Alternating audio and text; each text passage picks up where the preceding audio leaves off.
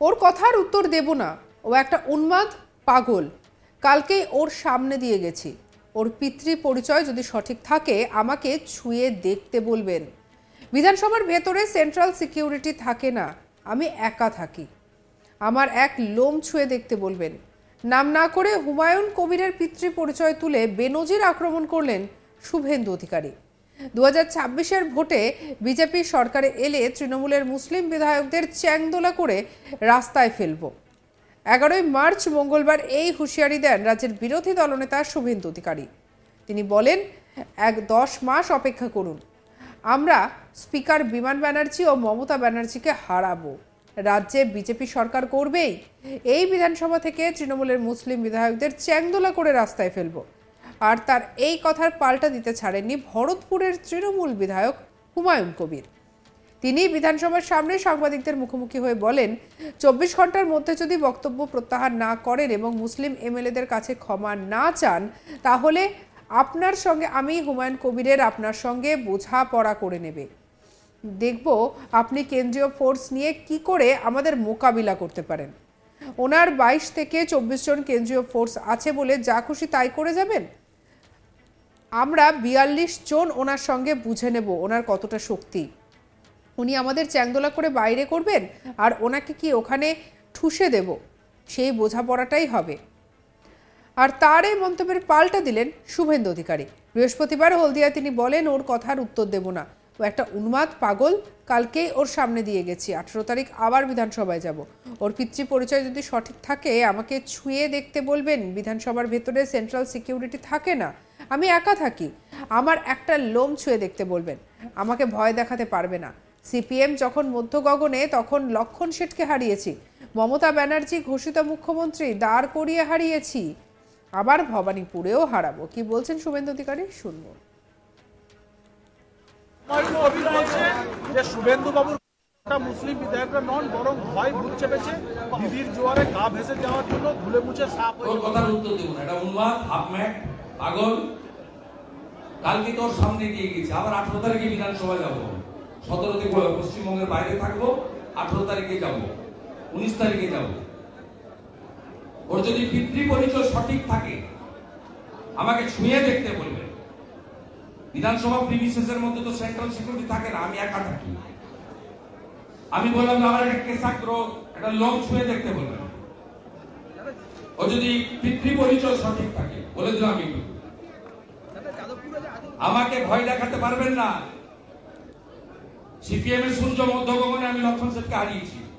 লক্ষণ শেঠ ছোটখাটো লিডার ছিলেন না। মমতা ব্যানার্জি ঘোষিত মুখ্যমন্ত্রী দাঁড় করিয়ে হারিয়েছি।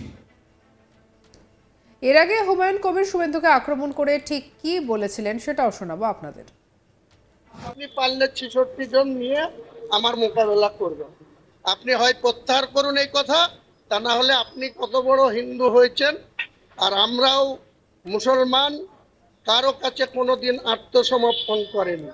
1446 বছর আগে আমাদের শেষ নবী মোহাম্মদ মুস্তফা সাল্লাল্লাহু আলাইহি সাল্লাম জিহাদ কাকে বলে, বদরের যুদ্ধে 3000 লোক নিয়ে 13,000 লোকের মোকাবেলা করে এই ইসলামকে প্রতিষ্ঠিত করেছে বিশ্বের দরবারে।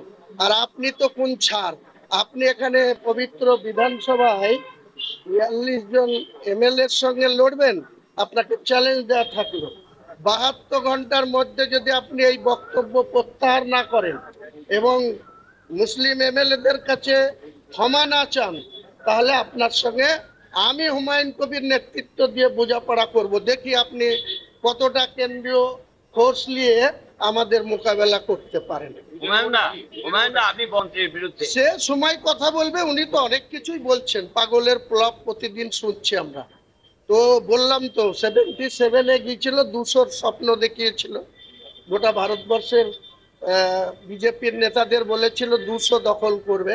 হয়েছিল কটা? 77। তার মধ্যে 2টো পার্লামেন্টের মেম্বার ছিল, রানাঘাটের জগন্নাথ সরকার আর একজন পরাজিত এমপি নীতিশ প্রামাণিক, তখন অমিত শাহজির ডেপুটি ছিলেন। তো তিনিও জিতেছিলেন, রিজাইন দিয়েছিলেন। পরে সেই সিটে আমাদের উদয়ন গ্রহ কত ভোটে জিতে এসেছিল আপনারা জানেন। বুঝে নিয়ে বলতে উনি যদি এই সমস্ত কথা বলে মনে করেন যে ওনার কাছে 22-24 জন কেন্দ্রীয় ফোর্স আছে, যা খুশি তাই করে যাব, আমরা 42 জন ওনার সঙ্গে বুঝে নেব উনি কতটা শক্তি ধরেন, আমাদেরকে চাংদোলা করে বার করবেন, আর ওনাকে ওখানে কিভাবে খুশে দিব সেটাই বোঝাপড়াতে হবে। হ্যাঁ, না না, হয়তো 72 ঘন্টা সময় দিলাম, উনি কত বড় মাতব্বর। আর তারপরে যদি উনি এখানে বেশি এরকম করেন, আমি পরবর্তীকালে 72 ঘন্টা পরে যদি ক্ষমা না চাই তাহলে আবার যা বলার বলবো। তারপরে ও মুর্শিদাবাদে কি করে ঢুকে, ও তো বিরোধী দলনেতা শুধু মেদিনীপুরের না আর কলকাতারও না, ও বিরোধী দলনেতা গোটা রাজ্যের। সে মুর্শিদাবাদ জেলায় যেদিন ঢুকবে সেদিন ওকে বুঝিয়ে দিব যে মুসলমানের শক্তি কতটা আছে। ওর কথার উত্তর দেব না, ও একটা উন্মাদ পাগল, কালকেই ওর সামনে দিয়ে গেছি। ওর পিতৃ পরিচয় যদি সঠিক থাকে আমাকে ছুঁয়ে দেখতে বলবেন।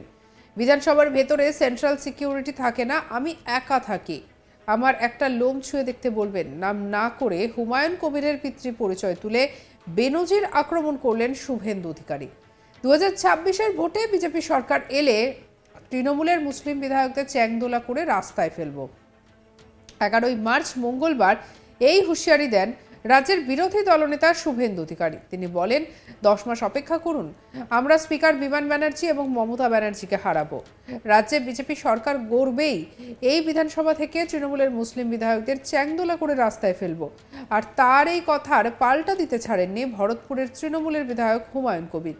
তিনি বিধানসভার সামনে সাংবাদিকদের মুখোমুখি হয়ে বলেন, 72 ঘন্টার মধ্যে যদি বক্তব্য প্রত্যাহার না করেন এবং মুসলিম এমএলএদের যদি কাছে ক্ষমা না চান তাহলে আপনার সঙ্গে আমি হুমায়ুন কবির আপনার সঙ্গে বোঝাপড়া করে নেব। চলুন বরঞ্চ শুনি শুভেন্দু অধিকারী ঠিকই বলেছেন।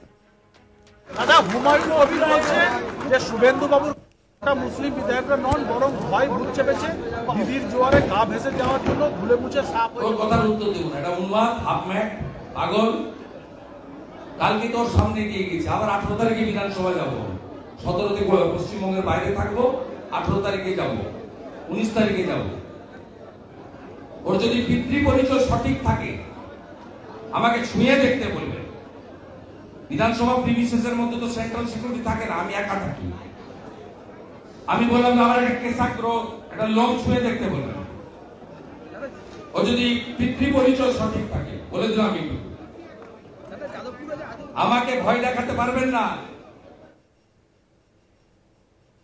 অন্যান্য খবরের জন্য সঙ্গে রাখুন আজ তাক বাংলার ইউটিউব চ্যানেলকে। লাইক করুন, শেয়ার করুন, সাবস্ক্রাইব করুন। আমরা রয়েছি হোয়াটসঅ্যাপে, ফলো করতে ভুলবেন না।